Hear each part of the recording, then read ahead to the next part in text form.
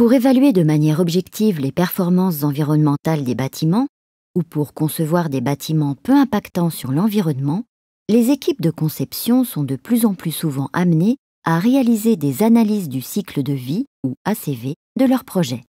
Nous allons prendre l'exemple d'une maison et nous allons identifier ensemble ce qui est considéré dans une analyse du cycle de vie bâtiment.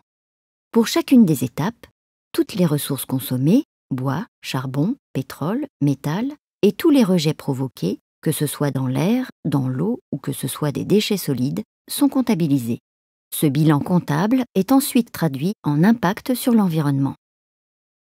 Pour la phase de production des produits et matériaux de construction, nous allons prendre en compte l'extraction des matières premières, leur transport jusqu'à l'usine et la transformation de ces matières premières en produits finis. Ensuite, ces produits sont transportés par camion, par bateau, de l'usine au négociant, puis du négociant au chantier. Le chantier de construction de la maison est également analysé.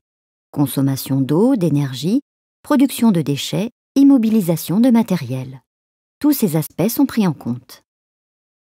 Une fois la maison construite, elle va être occupée et entretenue pendant toute sa durée de vie. Pendant cette période, de l'eau et de l'énergie vont être consommées par ses habitants. Les fenêtres vont très certainement être changées, la toiture refaite, les équipements renouvelés. Tout cela est calculé très facilement dans une analyse du cycle de vie de bâtiments par l'intermédiaire des fiches de déclarations environnementales et sanitaires et de leur durée de vie typique. Arrive un moment où la décision de démolir le bâtiment est prise. Il va falloir déposer la toiture, récupérer les produits qui peuvent être recyclés et démolir le reste.